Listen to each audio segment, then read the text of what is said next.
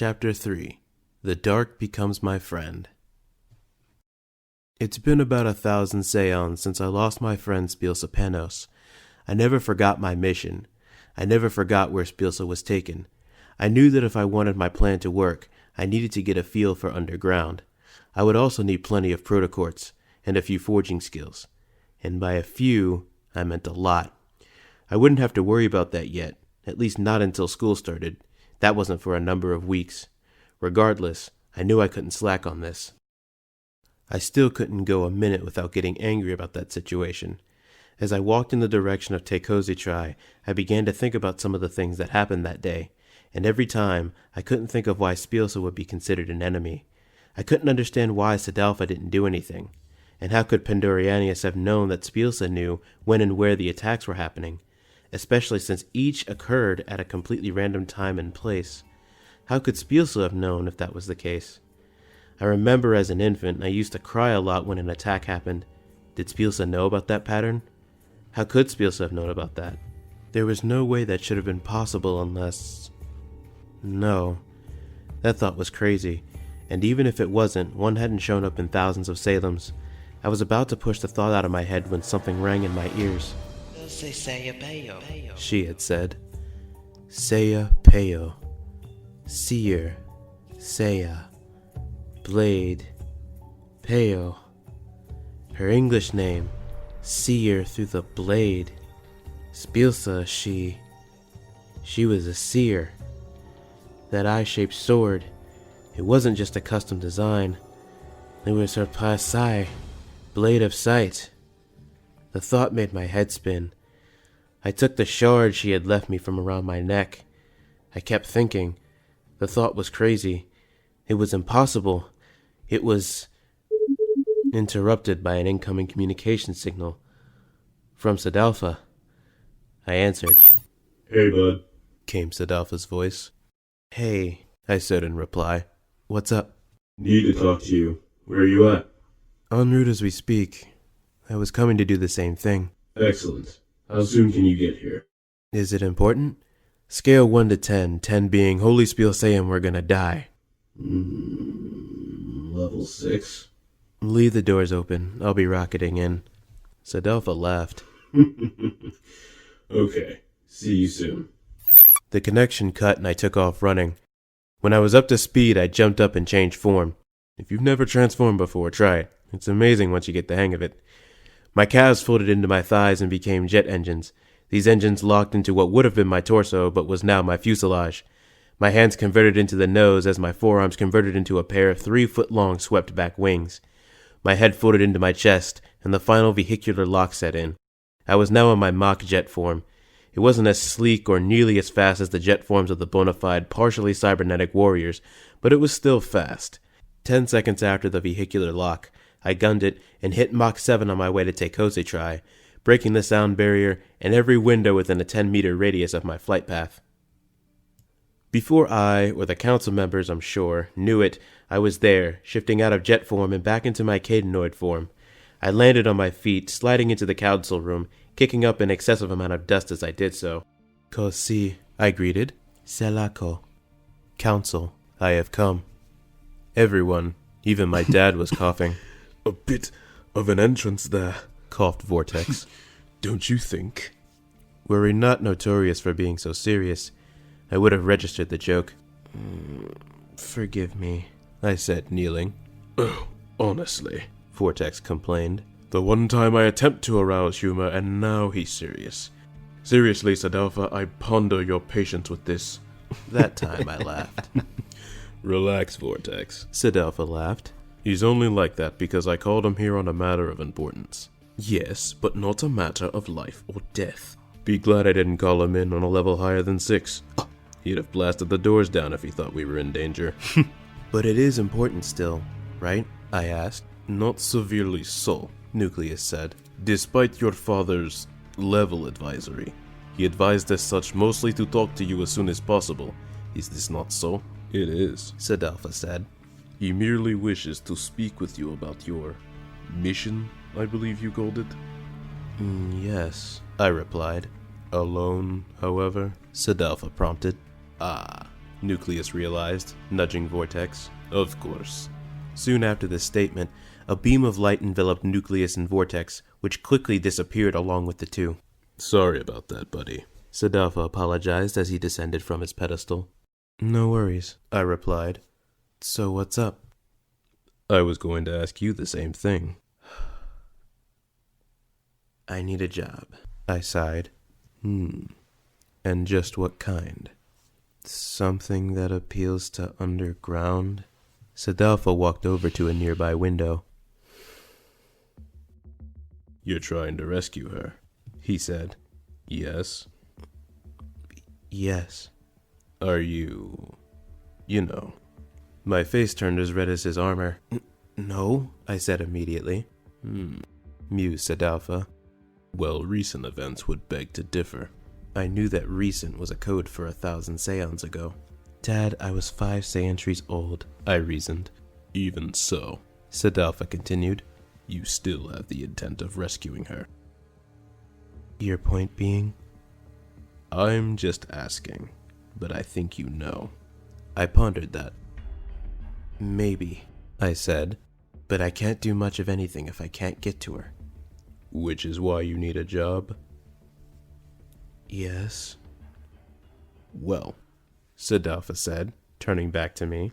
You're lucky I have the perfect one in mind. What? You know Laphacris, right? Yeah, she's the head miner. Why? I talked to her a little while ago. And? She'd be happy to have you work for her, if you want. Really? Yeah. I couldn't believe it. Sadalfa was actually helping me accomplish my mission. But then... Wait, I said.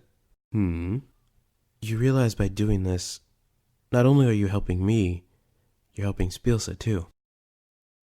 Am I? I took the edge in his voice as a disguised yes. Why now? You never go against any divine entity. Sadalfa sighed.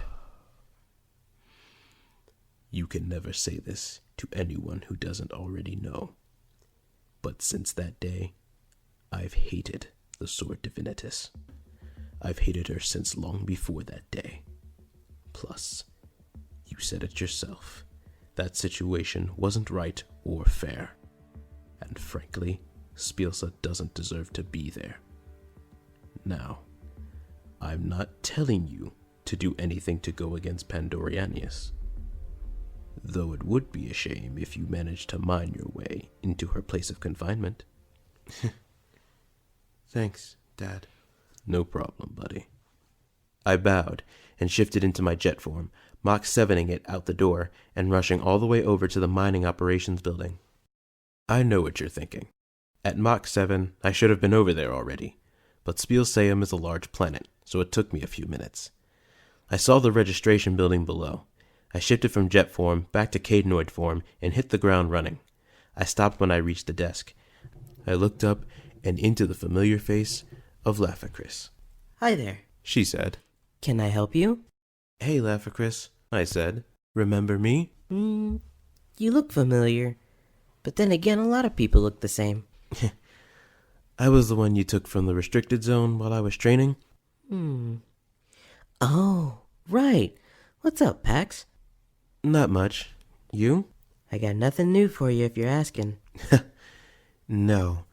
Sadalfa said he talked to you? Ah, yes. Follow me.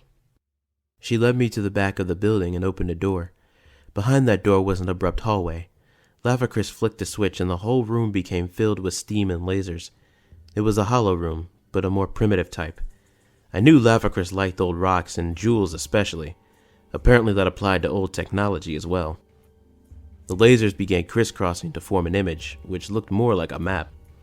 Do you know where this is? She asked me. I looked at the pulsating dot that was now on the map. I did know. It was a place I knew very well.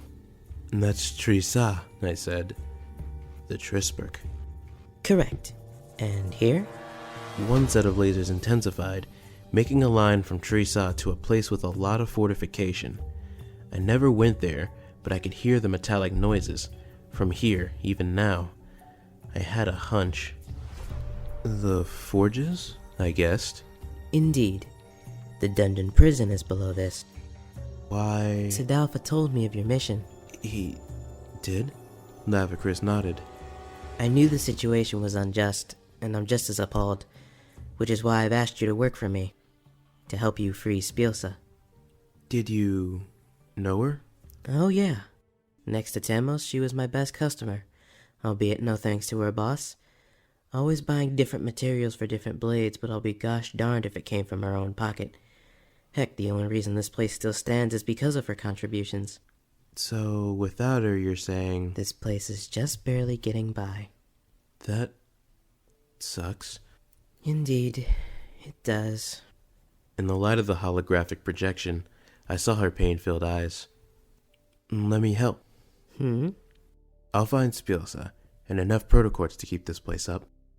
I suppose, but not even you would be crazy enough to try that. Crazy? Lavacris, I fought a dark warrior and got in trouble with the sword Divinitus. All while I was 5 centuries old, and you'd think I'd stop there when one of my friends is in danger? I take that back. You're insane. I know. Now when can I start? Chuckling, she led me back outside and around the building to a shed that was on the right side. She opened it, and inside were a multitude of schematic cards for drill and drill attachments. Each of them was a palm-sized tablet that had gridded versions of the drill's designs. Scan whatever you like. She said. No wrong tool for the job here. Thanks. I browsed the schematics and saw a lot of the drill bits had a whole bunch of gadgets, add-ons, and features I didn't know people needed in a drill. Radar, sound transmission for music, cup holders? Lavacris laughed hearing my reaction and shook her head. I smiled and kept browsing. I almost settled on a cool-looking one with a bunch of what looked like ancient symbols when I spotted one that was... different. Its design looked pretty basic when I approached it, which is why it stood out to me. When I got closer, I was able to scrutinize the plans. An inscription was etched into the monitor for it. Customizable, I read. Ah, so those interest you? Lavacris asked. Not very many get close enough to see that inscription. Really? Everyone is always rushing for the latest tech, which uses unnecessary resources. Based on my estimations, we have enough to last us a great many generations into the future. But... Lavacris sighed. No one wants to do the work, to make or fix their own things, and thus everything gets tossed to the side, lost to the junk pile. Hearing her story, I felt bad, and it sold me even harder on these components. And after confirming that those were the drills I wanted, I went into scan mode. My eyes projected twin beams of blue laser light, which moved back and forth across the drills. After about 10 seconds, all I could see was a 3-dimensional representation of the drill and a ton of binary code. Basically, the code said that this would be an arm attachment, and that I could add parts as I needed them, without it shorting out. I registered all of this in a fraction of a second, after which the code disappeared, clearing my vision. I felt a slight reconfiguration of my forearms. I focused on them and willed them to change. My hands folded into my wrists, which, along with my forearms, had split open to reveal the tips of the drills. These tips then spiraled backwards, creating the rest of the drill bits and locked into position, along with the now exposed coverings. Whoa. My armor began to shift as well. My silver chest split into a number of panels which folded and contracted into a silver vest. My shoulder pads became rounder and less protrusive. Finally, the silver outline of a helmet-like hat surrounded my head and forehead, the helmet materializing and resting on my head, the short brim slightly blocking the sunlight. Awesome, I said to myself. Smiling, I tested the drills. They whirred and spun beautifully. I glanced at Lavacris. She had a smug look on her face. I cleared my throat. Where do I start? Officially, I'd tell you to just pick an area and start drilling. Report back with whatever's on the search list. I pondered this.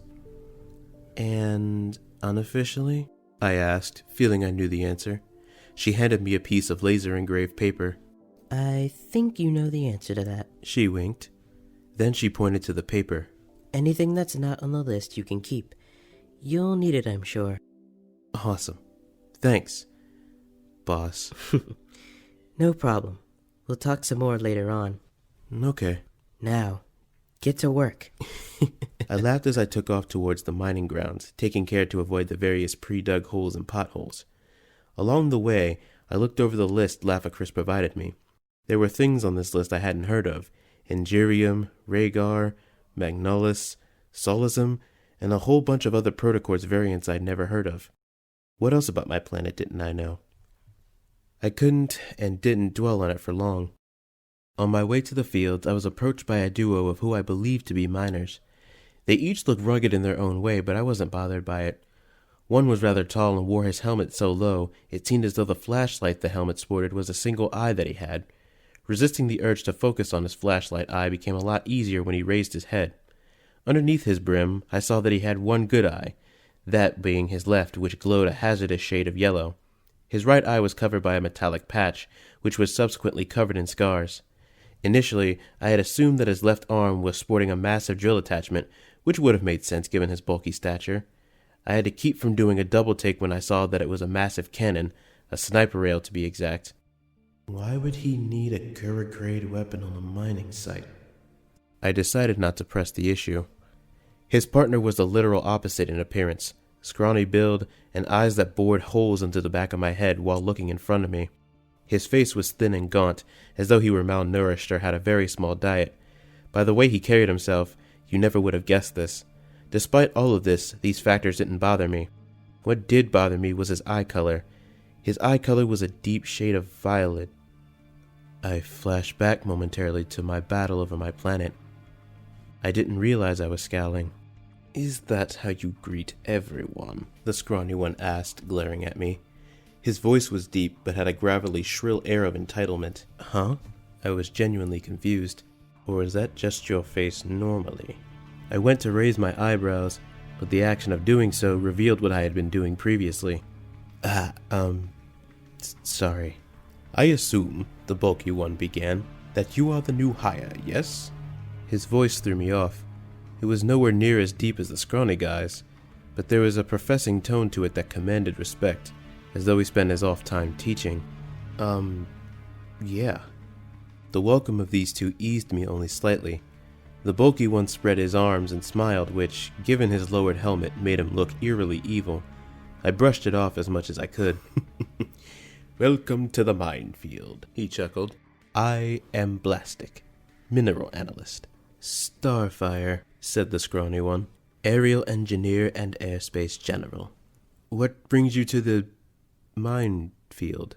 I asked, trying to sound curious and not suspicious. They looked at each other, and then back at me. "Research, my boy," Blastic said slowly. "You see, I am a guard for the Gurian training barracks. It's my job to analyze specific substances and bring the data back to Batal. It is my superiors who determine whether proper tools can be forged at Cybin." My eyes went to Blastic's sniper rail. "Don't worry yourself about that, kid," Starfire sneered. "He won't kill you with that." Blastic looked at his massive cannon and raised his opposite hand to explain. "I sadly lost my now arm of artillery in a battle above the planet a long while ago." "You were in a fight against the Dark Ones?" I asked. I didn't implicate I had fought in a battle against those things in a while. Something told me not to. In a manner of speaking. Suffice to say, a blade is what warranted a modification such as this. Never again will such a battle take me by surprise.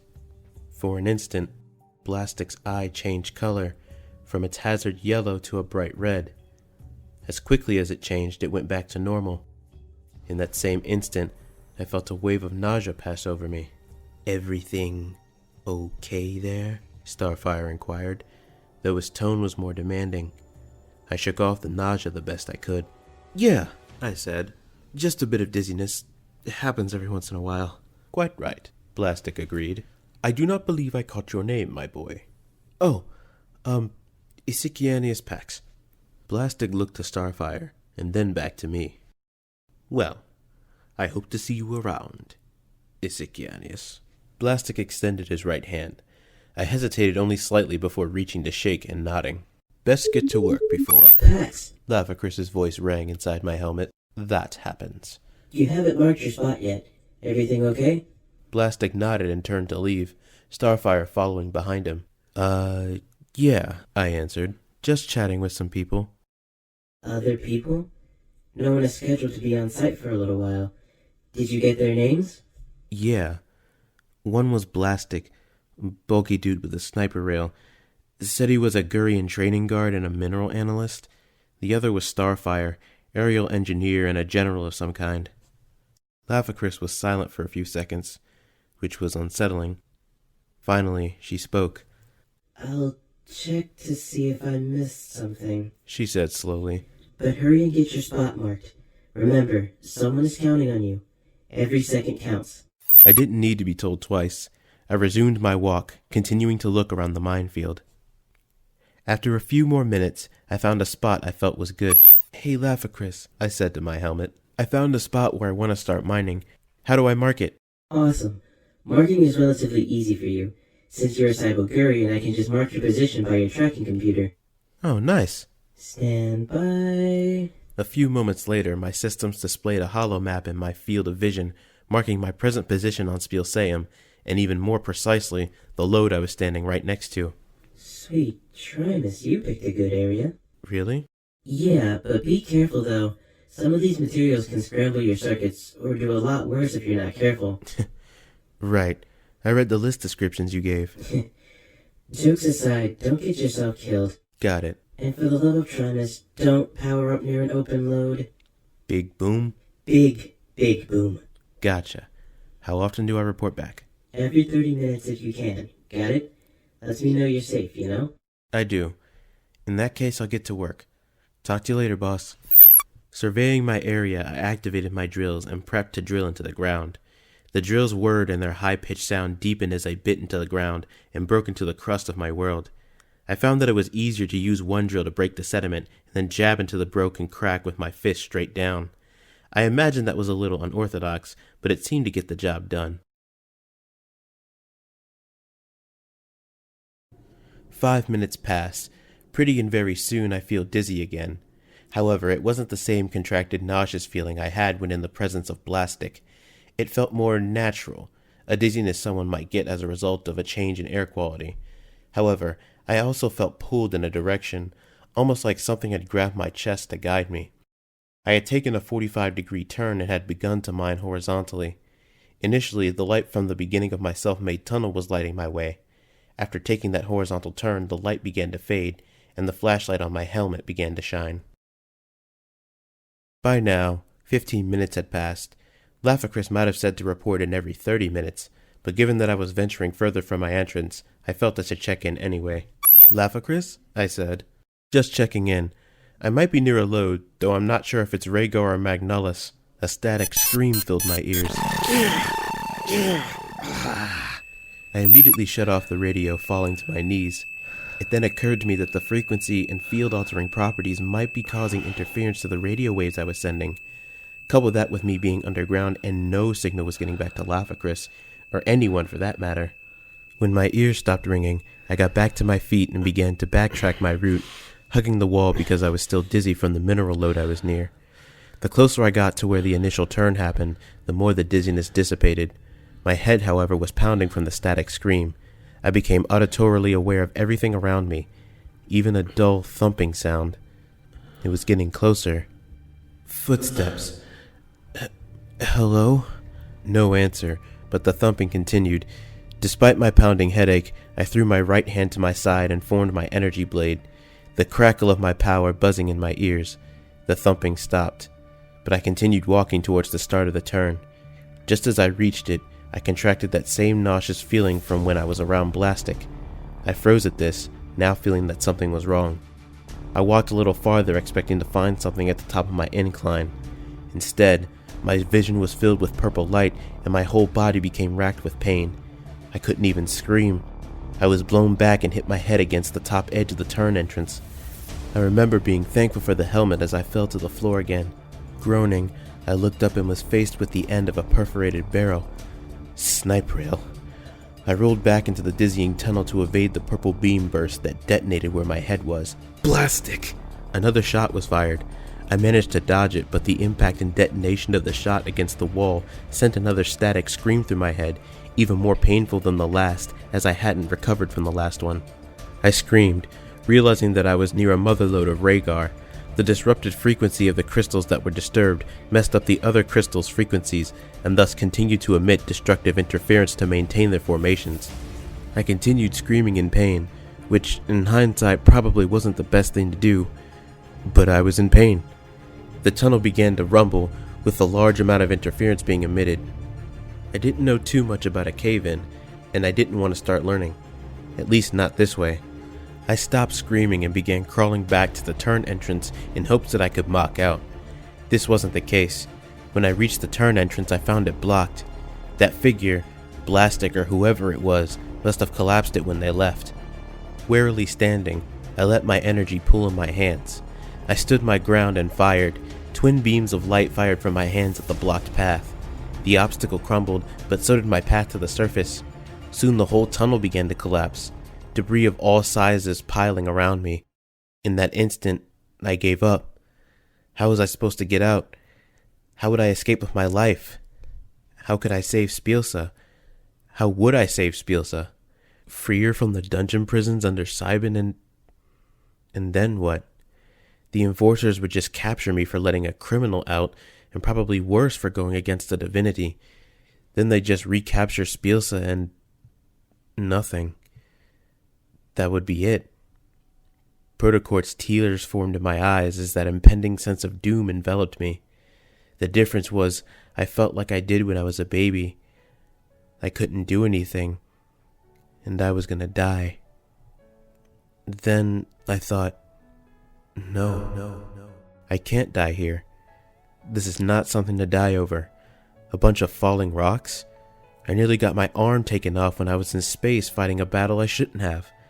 I gave Spielsa my word, and she gave me her shard. Her story can't end in a dungeon. If I was buried here, then so would her chance at freedom, and her truth about a Salem ago. I couldn't let that happen. Despite the fear I felt, I gathered up every ounce of power that I could and sent it flowing throughout my body. More interference was emitted from the Rhaegar. More screaming was arising from me. I didn't know how much it would take to blow my way out of that tunnel, but I didn't care. The more I had trained after Spielsa being taken led me to be more angry, aggressive in my combat, and use my power more ferociously when necessary. I pushed myself to the utmost of my limits and had quadrupled my base power. The more I realized how far I had come, the angrier I had gotten for giving up. The power I had sent flowing through my body expanded further, changing color and form, going from a white haze to a golden fire that filled my body with an angry restlessness that could not be quenched. In a torrentious explosion, the debris around me was destroyed. My hands were surrounded in a golden light, and I jetted straight upwards, punching and destroying the debris as rapidly as I could. I didn't care about the interference at this point.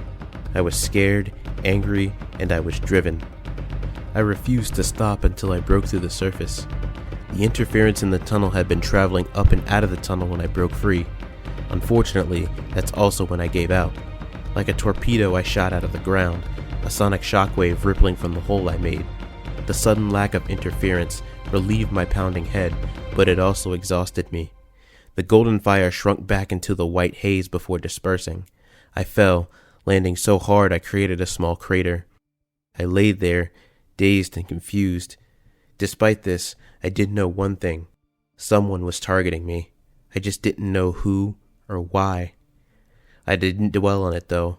I couldn't. My fear of my imminent death overcame me, and I sobbed quietly, all while my body was completely numb from the impact of the ground. After what seemed like forever, I saw the blonde-haired face of Laphacris enter my peripheral. She was out of breath, but bore the face of concern. Pax, She wheezed. what the heck happened? Plastic. I think, I said, my voice quivering. I don't know. Someone trapped me there. This was intentional? Laphacris seemed to retract when she saw the fear in my face. She inhaled deeply. What did you say this guy's name was? Plastic. And the other one? His friend?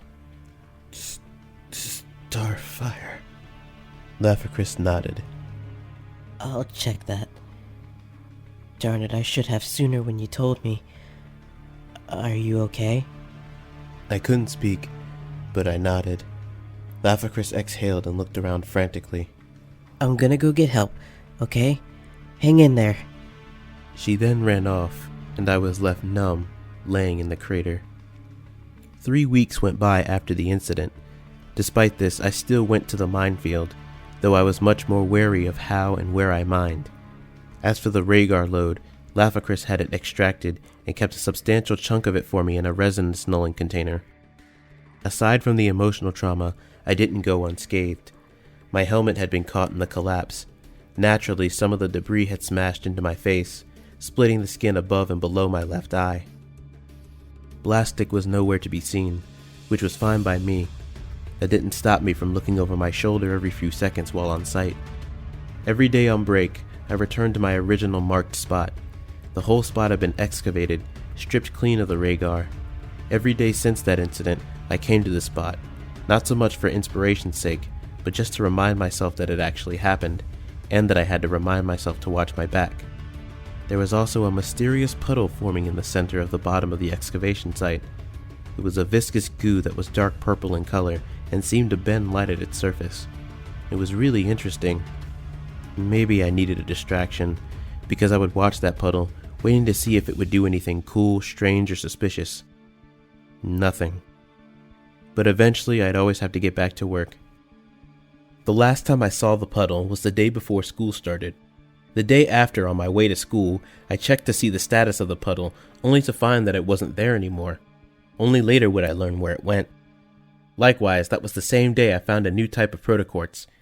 I knew enough to know that it wasn't the base grade of protoquartz, but I didn't get to analyze it. I'd have to do that later. Leaving it with Laphacris, I shifted into my jet form and soared off in silence to school. The Triple H School, aka the Hyper Hope and Heights School, where Cadonian youths learned to enhance their skills. The place was the size of a palace and located dead in the center of Cybrum. I was surprised to see that it had no roof, but given what happened 3 weeks ago, I was glad that there was no chance of something collapsing on me. When I shifted out of jet form and entered the building, most of the other students seemed to be just as bewildered. I was impressed by the methods of transport some people came in with. A few came in similarly to me, in alternate forms, only to assume Cadenoid forms. Some beamed in using different colors of light. One person beamed in right next to me. It was an interesting thing to witness. The space directly to my right increased drastically by a few hundred degrees. In that same instant, an orange shaft of light hit the ground and remained for a total of half a second before revealing the person it transported. He was dressed in black, and he had reddish-orange hair that was shaped in such a way that it reminded me of a fireplace flame. His mood was a stark contrast from the other people who had arrived. He was the only one who looked down about his being here, and that made me feel a little bad. I decided to try to talk to him. Before I even took my first step towards him, an approaching warbling sound stopped me dead in my tracks. Everyone else paused as if they heard it too. I felt the hair on the back of my neck stand up. I looked up through the hole in the roof. A beam of energy was barreling straight for the flame-haired student. He either didn't notice or didn't care. I quickly ran and pushed him out of the way. Just as the beam hit, I fired a beam of my own, locking myself in a beam struggle, now trying to keep the beam from incinerating me as well. I looked back at the flame-haired student. Naturally, he was on the ground. His demeanor never changed, but he now displayed curiosity. I was relieved that he was safe, but now I had to focus on this beam. I felt a strange but familiar surge of strength run through my body. I yelled, and was once again wreathed in a golden aura of flames. The strength of my beam increased, and the opposing one was pushed back. I gritted my teeth knowing I needed more power. Getting hit by this beam wouldn't have killed me, but I definitely wouldn't walk straight for a while after. I pushed further, forcing everything I had into my counterattack. Lightning began dancing around my body. Screaming one more time, I was blinded by a white light. When I could see again, I found myself on my back, looking up at a girl dressed in purple fur? She didn't seem amused. I blinked to make sure I wasn't hallucinating. I wasn't. Hi, I said. Hi? Said the girl, strangely intrigued. Sorry about that. That you blew up? I don't know. I coughed and stood up, dusting myself off. Name's Asicianius, but most call me Pax. Sorry to bother you. Don't worry about it. She said. Ladasha. Ladasha. Nice. Anyway, I'll see you later. I gotta go check on someone. Okay, later. I turned to look for the fire-headed student. He was standing in the same place he was before, so I went over to talk to him. People began whispering and staring at me when I walked past, but he didn't look surprised when he saw me. Something about him seemed familiar. Hey, he said. Hey, I replied. You alright? Yeah, little dust here and there. Thanks, by the way. He raised his head. His eyes sent a chill through me, because his eyes were purple, just like the dark warrior I fought 10 centuries ago. Despite the resemblance, my fear melted as quickly as it came, because I saw no malice in his gaze, just a sort of tired boredom, as though he didn't care whether or not he was here. I'm not what you think, he said. Huh? What do you mean? You looked at me funny. I figured you were thinking about what I was. How did you... I get that look a lot, and every time I ask, it's pretty much the same thing. Sorry. He shrugged in indifference. I realized one other thing. There was a crater with a stoop in the center where, I could only assume, I was when I pushed this guy out of the way. Not a wisp of smoke, nor a lick of fire. No, the student said, following my gaze. That. Yeah, what happened? I did. What do you mean? He extended his hands. Flames erupted in his palm, purple and orange flames. I didn't show it, but for the first time in a while, I felt fear. You and the beam were pretty much matched, so when it detonated and you went flying, I absorbed the flames to prevent them from spreading. You're Flambianionius, I realized. A flame user. Correct, he said, extinguishing the flames. Name's Kyoten, but call me Kai if you want. Guess I shouldn't have been surprised. Isikianius Pax. Oh, I know about you. You're the one who rebelled against... Man, I get enough grief about that from my dad. If that leaks out here, I'll be an outcast. Sorry. I mean, we could talk about it, but not here or now. If you say so. Yeah. Okay.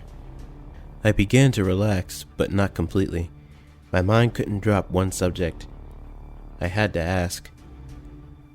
Se vo kuete? Are you corrupted? Kai didn't seem surprised, but he did seem slightly annoyed. Sensei nasu. Naete awe. Yosefiayo. Voko. I'm not sure. Not entirely, anyway. If I find out, you'll know. Oe. The bell rang and a schedule of classes came through my systems. All right, Kai, I said. See you later. Yeah. You too, Pax. We turned and went in opposite directions to our first classes. I was glad we did because my fear rose again. I didn't think it was possible. I now knew what Blastic and Starfire were and why they attacked. But still, why me? Everyone else would have thought it was crazy. Sadalfa would never approve. Regardless of whether he was aware of it or not, Kai was corrupted despite his docility. My fear wasn't of Kai. It was of the fact that I became friends with the very type of enemy I fought centuries ago, and that almost proved to be Spiel Sam's undoing. If he had normal abilities, I wouldn't have been so worried. Then again, if I hadn't been attacked, I wouldn't have been worried. But all the signs proved sound math to me. Kai with his fire powers, Blastic and his sniper rail, and even Starfire and his shady demeanor, they all had something in common. They all have some connection or resemblance to darkness. In other words, bad. I had made direct contact with the subordinate of the one who ordered those attacks, and now I had made friends with the Son of Darkness.